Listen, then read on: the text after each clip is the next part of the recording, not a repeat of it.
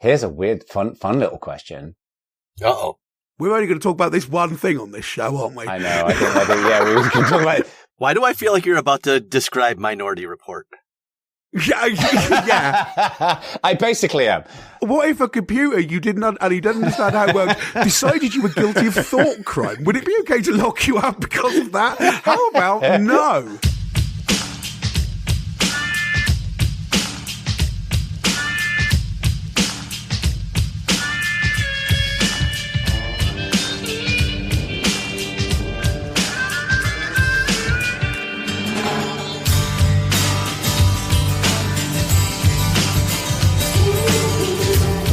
Friends and enemies, welcome to Bad Voltage, episode 70 of season 3, during which the Three Musketeers are back together again. Hooray. We are. Yes. So, welcome Jeremy and Jono. My name's Stuart Langridge. Let's talk about things. Yeah, which thing do you want to start with? A lot of stuff is happening at the moment, most of which we're going to avoid because we're here about tech and not about everything else. But I'm going to start with a UK specific thing, but it's UK specific idiocy. So this is me apologising on behalf of the United Kingdom of Great Britain and Northern Ireland because we can't have all the glory, Ack. We can't have all the glory. Well, you know, it's like, wow, a lot of people seem to be fucking up at the moment. Why don't we just get on board that bandwagon? So my government, in a moment when it was not listening to my point of view, has decided, the Home Office in particular, who are the internal management for the country, they do interior security and stuff like that, they have demanded that Apple give them access to end-to-end encrypted data. And Apple, not surprisingly, said, go fuck yourselves. We're not doing that. And took away. Is this data on iPhones yes, or what? Yeah. So this is a thing called ADP, Advanced Data Protection. It stands for. So this not the payroll company, Jono. I was going to say it's not. I was going to say fuck. Nothing to do with it. I could see the wheels turning. not that company, no. So this is basically you can optionally turn on for certain kinds of data on iOS and I believe macOS as well, but I'm not 100% sure about that. End-to-end encryption. And what this does is it's an operating system provided end-to-end encrypted service which which apps can take advantage of. So iMessages which are sent by iMessage rather than by SMS, for example, take advantage of this, and a bunch of other stuff does as well. And the Home Office decided to refight the crypto wars of the late 90s. Hands up if you're on this podcast to remember the Clipper chip the first time around. Right? So we lived through all this, and fortunately it got beaten back.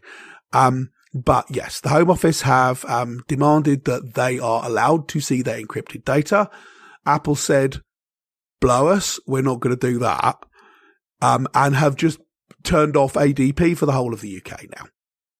So, you know, thanks. Did the Home Office say why they want this? No.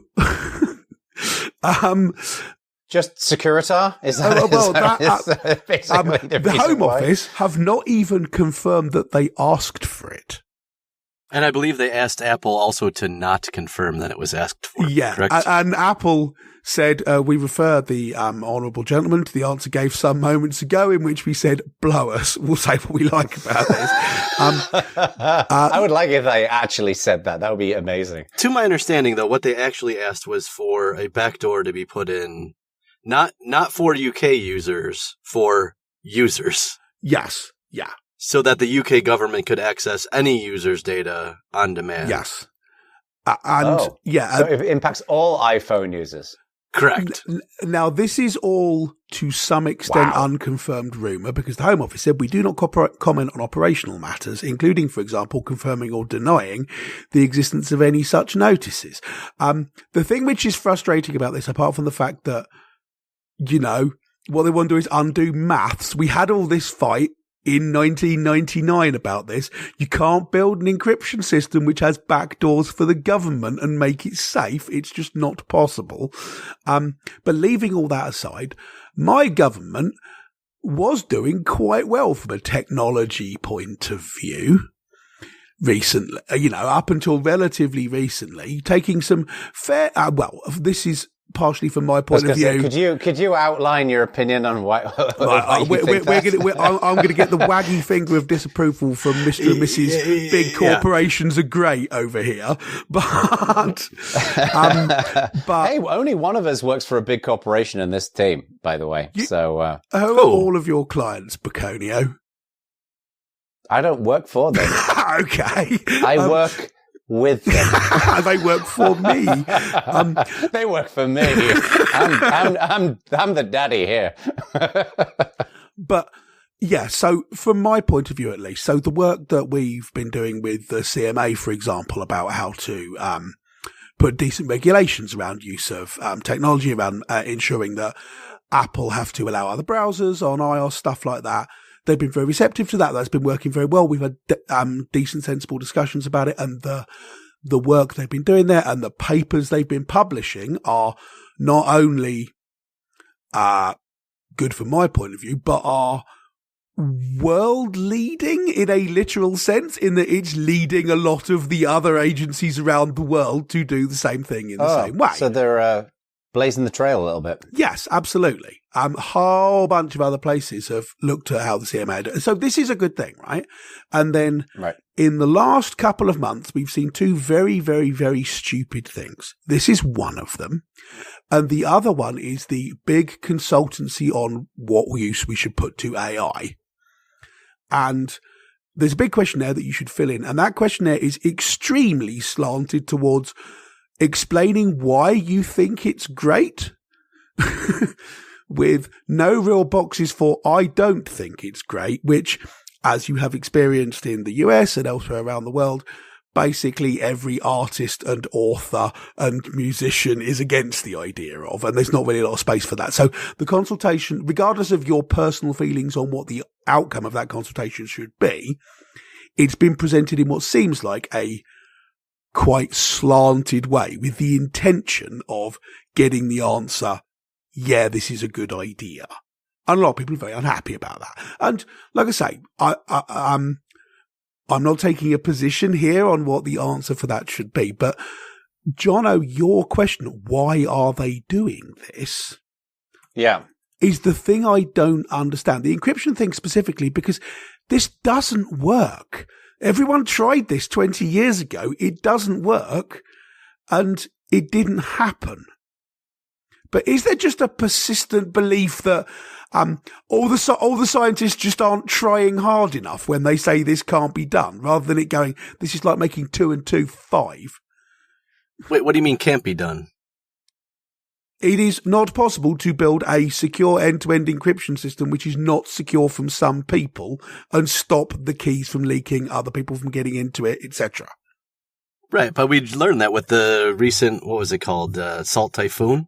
Like, we did exactly this, which directly led to the Chinese government having direct access to 100%, from what I can tell, of cell phone users in the United States. Yeah. So it doesn't work out well. I think it's the very last part of your sentence that some people in government might not either understand fully or just don't care about, and they don't value what you value about end-to-end encryption, they explicitly do not value. Well, yeah, and that's the obvious suspicion, assumption from everybody that other people's view are they should not be able to read my stuff, especially if I am a Frenchman living in Paris who wants to talk to someone else in Azerbaijan, and it's none of the damn UK government's business what I say, and they don't own me at all. Right. And the people making this decision are like, no, we should be able to read anything we like. You can trust us, definitely. But they can't say that out loud because it's obviously palpably laughable. And I think that's a difficult, if you're a legislator, that's the difficult position, is there is no middle ground answer here, because it is, precisely to your point, it's math. So the answer is either 0 or 1 with no in between. And that makes it sometimes difficult to legislate around, I think. Mr. Langridge, I have a question for you, which is taking a step back from all of this, because I think this is one of those situations where there just doesn't seem to be a good outcome, right? Because on one hand, I think it's very reasonable for Apple to respond with the aforementioned "go blow yourself." Yeah, absolutely. I am in this specific thing 100% on Apple's side. So, and I get that because Apple's responsibility is to protect its users and its customers. Yes, and people should expect that. And Apple have not only, this is not like a casual policy for them, right? There's billboards in San Francisco about privacy in Apple, so that's good. The other thing is that I think, obviously, the government needs to keep its citizens safe, and I think that's reasonable as well. But do you see any, like, I'm going to assume here, Ack, that you are of the view that even if let me not assume anything. If the government wants to keep citizens safe, and part of it is, terrorists and pedophiles and criminals and whatever else may be communicating with iPhones, I'm sure some of them have iPhones. Like, what is the solution to this? Like, is it just, sorry, you just don't get access to that information? Like, what do you think the government should do to keep its citizens safe while also, respecting, and I agree with you, like, it's a big ask to go to Apple to ask them to provide this for them. Stuart, how would you solve this? Like, what would you do if you were the government to solve this and keep your citizens safe? What were they doing 30 years ago?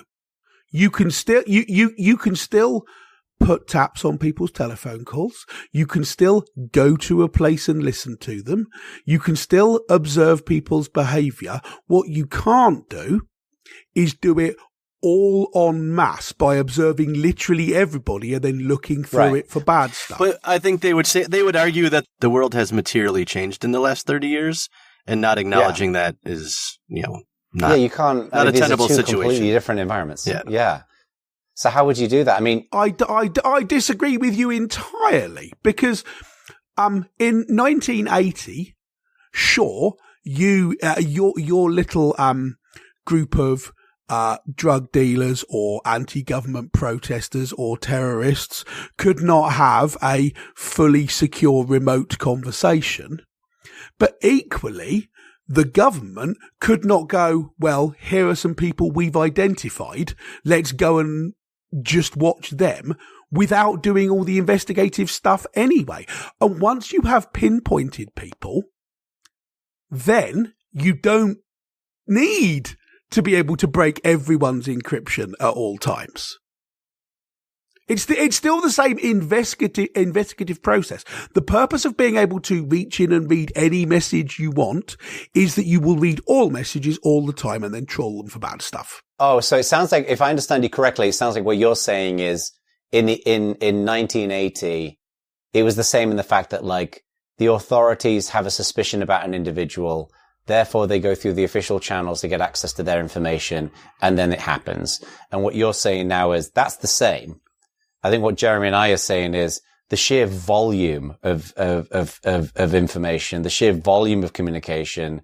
It's just a totally different world, I'd say. But Jeremy, I don't want to speak for you. Even layering on top of that, if you're not a sophisticated tech person who understands the mathematics behind encryption, it would seem to them what they're asking for is the same as what they always had, right? They could target Stuart Langridge, say, I think he's doing something nefarious. I want to tap his phone. So now, because no one uses phones as phones, what they're saying is, I would like to tap into their digital footprint. Give me the ability to do the thing I have been doing for decades. I do not dispute in the slightest that in, 1992, if you're a legislator who'd never touched a computer, because that's what your secretary used to type letters, and you'd read about email in the Daily Telegraph and you'd never used it, then when you said, oh, people are using this encryption thing, we need to be able to read that in the same way that we are allowed to demand by court order a key to this locked building, or to listen to this person's phone calls. We are allowed to do that. It is reasonable to want to do that. And I think it is reasonable to also have not had that knowledge 30 years ago, right? But you do not need to have a load of detail about all the detail of encryption. If the world has changed, then legislators have to change along with it, right? You can't say, the terrorists are all adopting super technology now, but we don't have to as MPs. We're not obliged to understand this, right? If you think the world has changed and that changes your stance, then it also has to change the amount of research you're prepared to do on literally the very basics of this. And every computer scientist has been explaining this for 30 years that this is not possible. If it is not possible that you have entirely avoided even hearing that that's the case. You might have ignored the fact that someone's told you it and not believed them, but that's your problem, not mine. You sound surprised an entity called the House of Lords is not keeping up with modern technology.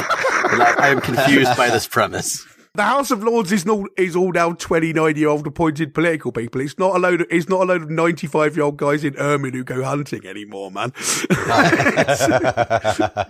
Yeah, I mean, with completely end-to-end encryption, right? Let's say the authorities suspect that Stuart Langridge is selling fentanyl in Birmingham. Yep. And they don't know this. They need access to your phone to gather data on that. Are you saying that you would be okay that if they have a suspicion, they don't yet have any evidence around this, they just have a suspicion, you'll be okay with Apple providing access to all of those phone records and everything? Under a court order. A court order? Yes, right. So you're not allowed to investigate people like that based on just suspicion. That's what court orders and warrants are for. But if you can make the case to a judge that this person needs surveillance, then you can get it, and at that point you can do it. That's exactly the same as it is for phone taps or putting a tracker on someone's car or whatever, right? This already exists. I agree. And that was the same in 1980. Yeah. But the sheer volume of information that we're dealing with today is totally different, right? Don't see why that makes any difference. It makes a huge difference, right? Because by definition, when the communication channels open up and many, many more people have the ability to communicate with each other, by definition... No one talks less than they did in 1980. You couldn't listen to the conversations in 1980 because you had no way of standing next to everyone and hearing them. It's the same now. I'm saying that they talk a lot more now. There's a lot more communication. I don't believe that's the case at all. It's undeniable. 100%. Are you crazy? The whole world is better connected than they were. There are people all over the world that are connected and engaging way more than they ever could. And even if you just look in developed nations like the UK and the US, the volume of communication we have is way more than it used to be. We used to talk on the phone. We used to talk via post. Well, to one person at a time. Now you're in 7 different messaging apps all of the time. Yeah. And by definition, with the increased level of communication, the likelihood for crime is going to be increased. I mean, well, that doesn't follow. I will concede the point about more communication but what's changed is not the amount someone communicates, right? The fact that I happen to be saying it by typing in something doesn't mean I was silent up until I discovered the ability. But what the point is, there's a lot more one-to-many communication than there was before. There's a lot more one-to-one. There's both. There's a lot more one-to-one. Yes, 100%. Yeah. Why? Because I will pick up my phone and message Jono a random question all day, every day, at any time, in a way that I would have never called him ever under any circumstance. I'm sure you communicate with Jono more than you would do, but if that random question come up, you'd have just asked who you were sat next to at work about it. You're still communicating the same amount. You honestly believe that we don't communicate anymore? I'm very confused. 1980. I'm very confused by your position on this. It's borderline delusional. Hang on. So until you discovered the ability to write things on instant messaging, did you still have all the same thoughts you have now, but just keep them in your head and never mention them to anybody? I think no. You're comparing two entirely different eras. Yeah, but so that's the point. is. I think there's the same amount of communication. It's done in a different way, absolutely. A lot more of it's done electronically than it was then. So just the ease of that communication means I might have thought, oh, I bet you Jono knows a thing and I have a question, but I wouldn't have taken the effort to pick up a phone and call him and hope that he answered and all the other things if it was just a quick question, where now I will rapid fire those questions to whomever because the friction is low, and reduced friction means your behavior goes up. Right. So the pitch there is 25 years ago, you might have still thought the same thing and you just gone, oh, well, I'm not going to get that answered and forgotten about it. Yes. It's multiple of these. There's that, but also the level of one-on-one engagement. I'll give you a concrete example of this. I just looked it up. I have 9,500 people I'm connected to on LinkedIn, right? Even if I only ever talked to half of those people, right? Or a third of those people, that's way more people than I would have ever communicated with in 1980. And then we have one-to-many. And then we have, to Jeremy's point, the ease of like, I'm not going to, like, back in 1980, you'd need to, like, to pick up a phone call, like, you'd have to have a reason to call somebody. And you'd have to be by a phone. Like, the means of communication were so limited. And the other thing that's changing here, and has been changing since the dawn of time, is the number of people who you will meet, either virtually or in person, that you will then communicate with. Like, 10,000 years ago, you would have met 20 people in your life, maybe. Right. Right? And now you meet so many people because of conferences and travel and other things. And your opportunity to then stay in touch with them in a very easy way means you're not only communicating more with each individual, you're communicating with way more individuals in a way that makes the communication exponentially grow. I see. I think I was meeting the same number of people in 2003 that I am today. And that predates social media. I don't believe that for a second. Okay. You know people all over the world. And part of the reason why I think this is so great is that, you know, when you're connecting with people on Twitter or Blue Sky or LinkedIn or whatever, we get to build relationships and trust, and then we stay in touch with people, right? And like, there's no doubt. Anyway, besides the point, like whether we agree or disagree, this all doesn't matter. But yeah, the reason why I was saying, like, just spot us for a second that there is more communication. Sure. Okay. Fine. By definition, that then increases. While it increases many great things in the world, it increases the likelihood of crime because, you know, if you were selling weed in 1980, then you'd be selling weed to whoever's in your village or town or whatever. But now you can sell weed on the internet and you can ship it to people. Now people can share, you know, illicit information about various things. There's all kinds of different ways in which... If you're selling weed on the internet to people you don't know and then shipping it to them, there are a whole load of ways that you can understand and intercept that transaction and what's going on without having to read the messages, though. By definition, even if we just look at it in raw terms, like, let's say in 1980, there were, this is stupid numbers, obviously. Let's say there were 1 million interactions in a particular setting, 1 million. And let's say 10% of those were crime related. Presuming that crime hasn't changed all that much. I know these are a lot of big assumptions, but now we have 100 million instances of communication. By definition, crime has a broader footprint. And my point here is that you need to be able to... the amount of crime is a fixed percentage value of the amount of talking. Again, I just said these are silly numbers. My point is to illustrate that with a greater level of communication and the same overall percentage of crime. You've said, here's an assumption. I've said, I don't agree with the assumption. You said, but given the assumption, there's more crime now. I don't agree with the assumption. The point that I'm trying to illustrate here is that there is no doubt that criminals are using all of these communication technologies. Yes. Right? And that is the reason why the government wants access to these, to Apple's stuff, right? Is because they want to be able to identify, detect, intercept, and treat crime. And deal with crime, right? So what I'm saying is, given the fact that we can't compare 1980 and now because the level of communication shifted so much, presuming that for a moment, right? What is your solution to dealing with that? Because going to a judge and getting a court order just doesn't scale. And keep in mind, for the courts that deal with this stuff like FISA, I just looked it up, their approval rate for requests was 99.7%. So asking them is the same as getting approval. That's not the same everywhere, but I take your point on that one. As for your assumption that I do, so fine, I have spotted you the idea that there's more communication now. Sure, no worries. All right. I do not at all agree that just because there's more communication, there's a lot more criminal communication in the same proportion.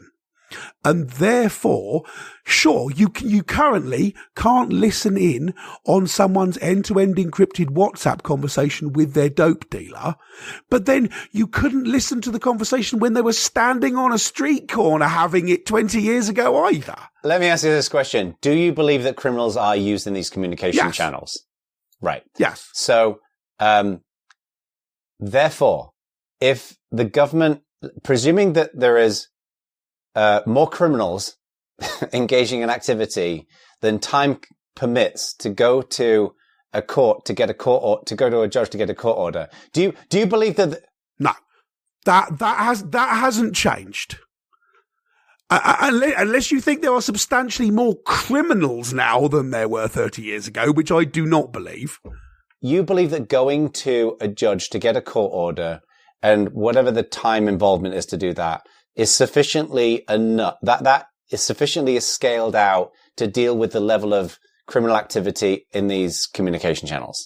You believe that it serves the level of criminal activity in communication channels? I think okay. I think that was adequate 30 years ago, and if it was adequate 30 years ago, it still is adequate. Okay, I respectfully disagree. Okay, with you. No, fair enough. I don't believe that to be the case, but honestly, don't fucking know. I have no idea whether that's the case or not. It's interesting that this leads into that larger discussion, you know. Yeah. But yeah, so okay. But one question though, if it didn't adequately meet that need, let's say some expert was to magically appear on Bad Voltage right now and say, no, we're drowning. Like we don't have a mechanism right now to be able to deal with this crime because the current system isn't working. Would you be open to the idea of not necessarily, I think we all agree, like just going to Apple and saying, we want to look at all of your shit. I think we all agree that that's not the right approach, but do you think that it would be reasonable to go have some? That is a meaningless hypothetical. If an expert appeared on Bad Voltage right now and said the problem we've got in America is actually wives, would you then be prepared to murder Erica? What the hell? But that's mine not was a the meaningless case. hypothetical. Yeah, but the point is you just go, well, that's not the case. No expert's going to show up and say what that. I'm saying is, let me reframe it. What I'm saying is, if we, again, spot this for a second, don't know if this is the case or not, but let's say expert appears on Bad Voltage and they say, yes, the current system that we have for getting court orders is not it doesn't scale up to deal with the amount of crime that we have to deal with, right? Presuming that for just a moment. What I'm trying to get at is, do you think it would be reasonable for some kind of automated system to be in place? Because I'm guessing the reason why you support the court order thing is that it requires a human being to be able to go to a judge and then a separate objective third party. There are two reasons I support it. The first one is that there's some kind of oversight. Judicial in this case, because that's the best we've come up with, but some kind of oversight. And the second one is that it's targeted. You can't do it to everyone at once. You have to do it to someone who you think is has a reasonable chance of actually being guilty. Because otherwise what you do is you troll literally everybody and then mine it for suspicion. And that's what I want to stop. Here's a weird, fun little question. Uh-oh. We're only going to talk about this one thing on this show, aren't we? I know. I think, we can talk about it. But assuming that scaling is an issue, right? If there was a system in place to detect a suspicion of criminal activity, right? So let's say AI or whatever. This is a really stupid question. And then, well, let me reframe it. Do you believe a technology system like an AI system? I know what you're going to say. When I don't even know why I'm asking. Why you do this. I feel like you're about to describe Minority Report? Yeah. I basically am. What I'm trying to get at is what if a computer you didn't and he doesn't understand how it works decided you were guilty of thought crime? Would it be okay to lock you up because of that? How about no? Right? Right, let me frame it this way. I have 1984, dude. Slow Can down. let's assume for a second, and just spot me this, that I'm president. No. I guess what I'm getting at is, do you think there's a way, Ak, in which that system, which is, I think we would all agree that like having that oversight is really important, is it being targeted is really important. Totally agree with all of that. But if we've got an issue that let's say that there isn't scaling out, do you think there's a way in which technology can deliver those principles of objectivity and being targeted? Is there a more modern way to do that? I guess is my question. Like, and the answer to your question is, I don't know. Yeah, I don't know enough about the business of what being a copper is in the modern age. Like, I'm sorry, I don't know enough about the business of what we want coppers to be, rather than, beating people up on the subway. What we think, the law enforcement ought to be doing. I don't know enough about how you actually do it today, as opposed to when Dixon of Dock Green was doing it in the 1950s, and your job was to walk around the village and go, all's well, right? I do not, I am sure that if you talk to an actual copper and said, what is your job really like?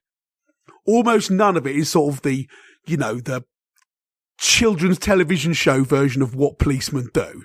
But I don't know what it actually is, and therefore I don't know enough about that job to even answer that question. Yeah.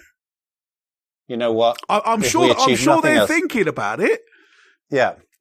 And if we achieve nothing else with this show, the minor blip on the Dixon of Dock Green Wikipedia page is 100% worth it. I'm trying to work out whether anyone who's listening to this and isn't on my Zoom screen right now even knows what Dixon of Dock Green is. So, absolutely not. Absolutely not. It's a particularly specific reference. I know. I'm trying to think, Jerry, of a very traditional 1950s show from the States that would be equivalent, but I don't know enough about US television back then. Dragnet. Dragnet was after. Dixon of Dock Green was before that. It had a very sort of, little small village feel about it. Yeah. Yeah. Anyway. Dixon of Dock Green was in the 70s, wasn't it? Get out of town. It was the 50s. I'm sure it was. Oh, yeah. Oh, no, it wrapped up in the 70s. It ran from 1955 to 1976. Dixon of Dock Green was on when I was alive? Yeah. Only by about 15 minutes, probably. But anyway. This show took a turn. This, dear listeners, is where... I said we talk about tech? Not this. I was going to say, this is where, dear listener, I'd like to tell you that we were going to talk about the UK encryption for just a brief intro while we got to the rest of the show, which was about AI. And we are now past the time we were supposed to stop recording and have not even said the letters AI. So, on brand, a more on brand show, I don't know there has been.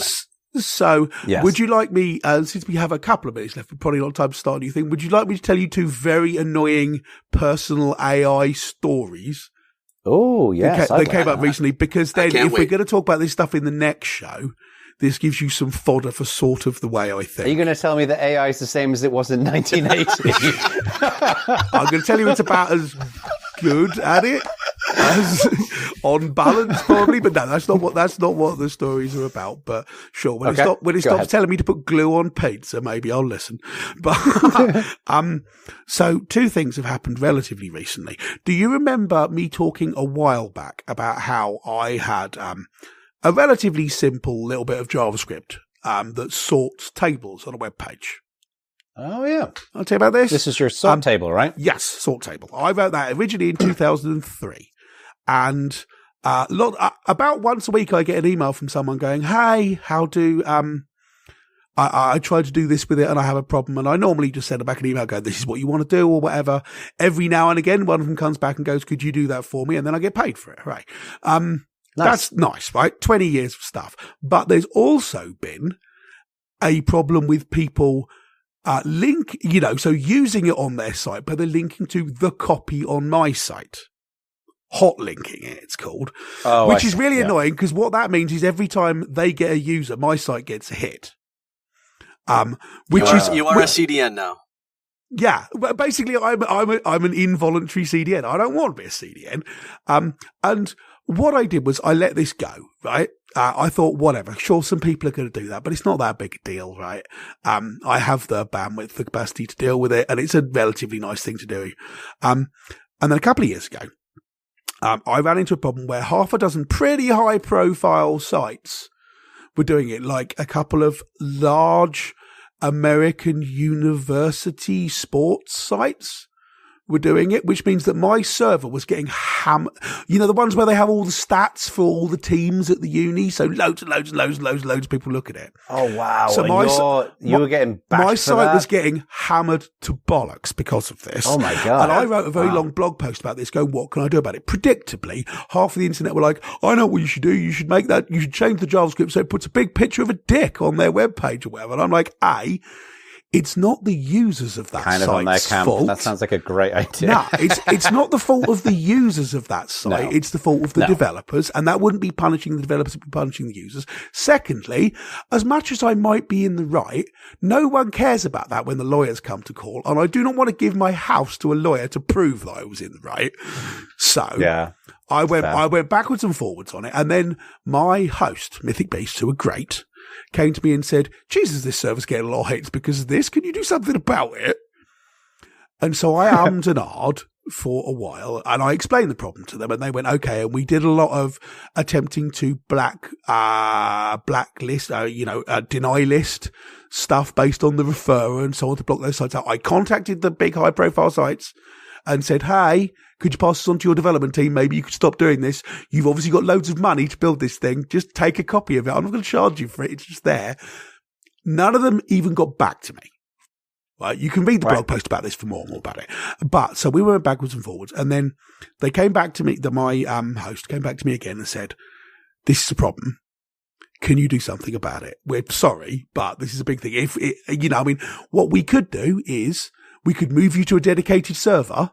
So then and I'm like, but then I've got to pay extra for that just because of this thing that I don't even want to do. And they went, yeah, but it's imperiling the other users on this server. It's getting that many hits.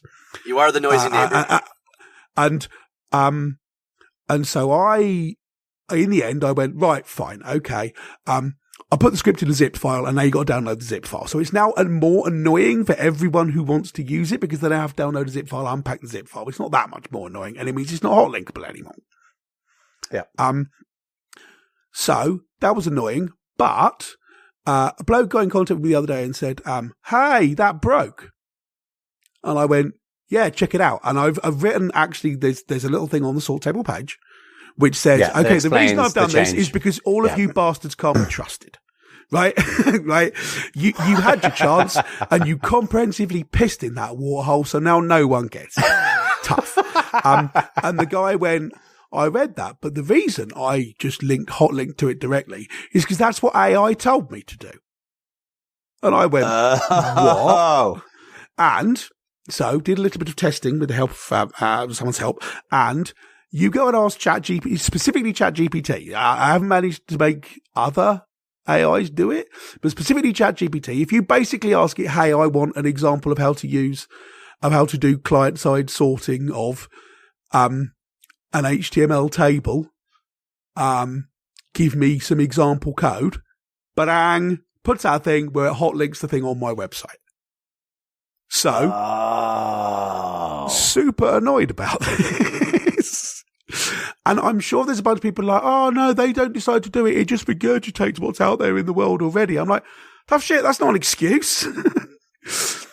And can I even? How do I even tell it that it's wrong? How is that different than someone that would have just posted the same thing to Stack Overflow, which would have become the most popular hit in Google, which would have led to the same thing? Because in Stack Overflow, I could put a comment right below it going, hey, I own this script, don't do this. Instead, these are the instructions for how to link it. No one's reading it. Okay, so I'm happy to be able to write a comment on the bottom of all ChatGPT answers which mention this and then have people downvote it if you like. How do I do that? There's no community notes for a ChatGPT. There are not. I tried it on Gemini and it did not do that thing. I'm going to try it. Now I'm curious. Yeah. Exactly. So that's story number one. That is interesting. Yeah. That is very interesting. Like, it opens up a whole set of questions. So that's story number one. Okay. Story number 2. Have we got time? Yeah, we've got another couple of minutes. Of course. Let's do it. Let's go. Story number 2. There is a relatively famous online D&D show streamed called Critical Role. They were at one point. Do you remember when Twitch subscriber and subscription money figures got leaked a couple of years ago?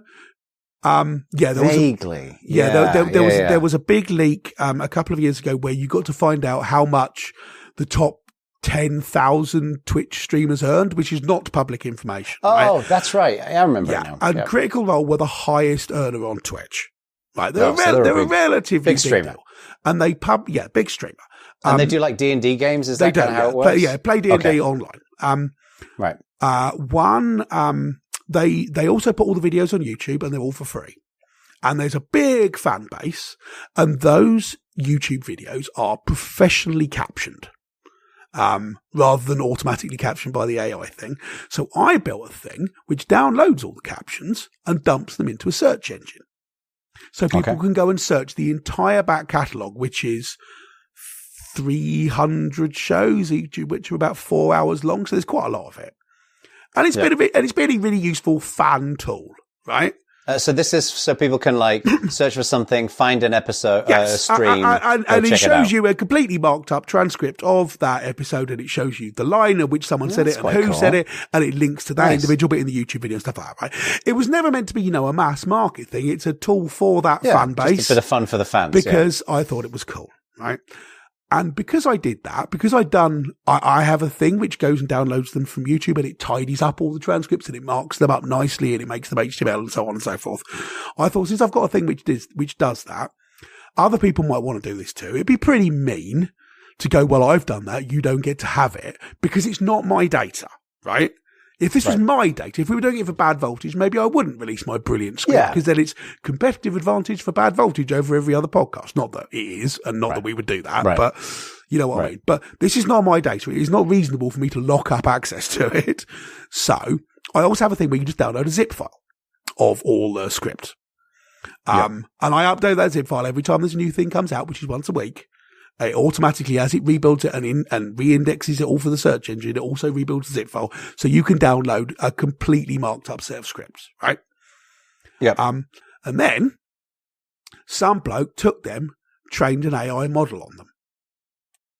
This, again, regardless of your opinion on whether you personally think this is a good idea or not, got a lot of pushback from people who don't think it's a good idea, to the point where there was a Polygon article about it in which I was specifically named. So that was good. Really?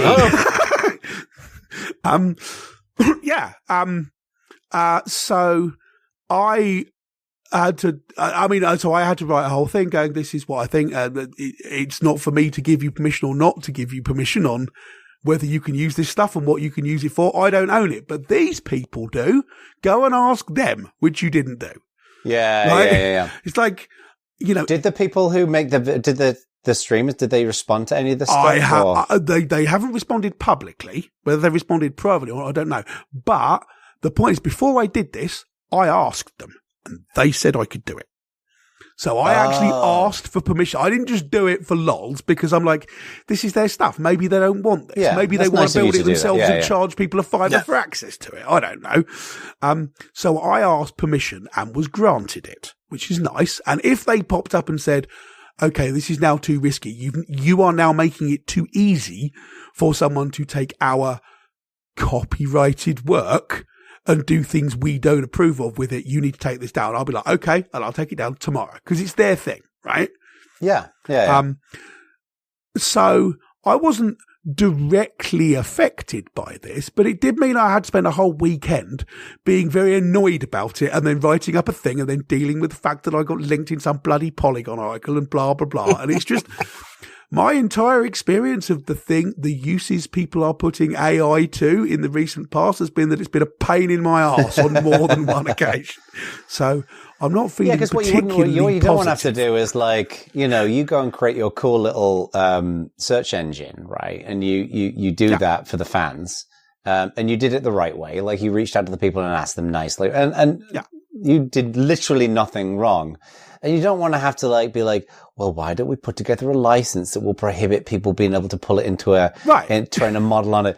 You just want to fucking do something nice, right? Yeah, you can't do nice things because people take advantage of it. And then if you say, well, I'm no longer doing this nice thing because people took advantage, some people say, well, you should have protected against that from the beginning, right? You should take that into account. You're like, okay, but what that actually means is nobody does nice things anymore, man. That's not, sure, you get a world in which people are more protected, but it's not a world which is actually better. And I don't want a world in which I'm more secured away from malfeasance. I want a world in which there's less malfeasance, you know. But yeah, anyway, so those are my two little recent personal experiences with the world that AI is creating. And I've got to say, not all that happy about it. You're not a huge fan of AI, are you? So. I am not. But there are a lot of people who are using it to do things that they think are cool, and a lot of that is pretty cool, to be honest. It's a Swiss Army knife. But it's being... Some people get cut with it, some people don't get cut with it. What a profound thing to say, it's being very annoying, and it does... and they did steal a whole shed load of information to make it. But this is for a future show. So that is, yeah. We should actually do a big AI show at some point, just dig into it. And because I know today we were going to talk a little bit about OpenAI and Grok and all these different things. I think it would be fun for us to actually have a proper dig deep into AI. Maybe we'll do that in the next one. Yeah. All right. I like that plan. Sounds like a plan.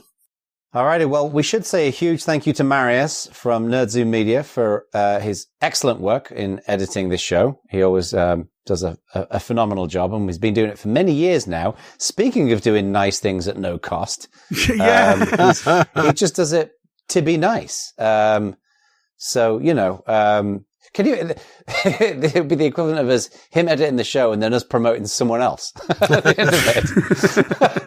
If it makes you feel any better, Ak, I tried all of the models I have access to, and not a single one pointed to your script. Oh, well, that's encouraging. It's a good sign. I have seen that it does do it, so I'm not just going off the report of some guy in my inbox. But yes. So, it's reassuring that they're not all doing it, but nonetheless. On that bombshell, we will wrap it up. Lovely seeing you fellas, and people of the internet, go to our Slack, go and talk and engage and share what you think about all of the ways in which we're incorrect about things. And I feel like I talked a lot in this episode, so next time I'm going to shut up. No, I don't think you talked to. Give you two a chance to get a word in edgeface. No, you didn't talk too much. I think I talked as much as you did. We're inviting Claude next time just to have you argue with them. Ah, well, yeah, let's do it. Bring it on. Awesome. Later. Peace out. Later, Pete.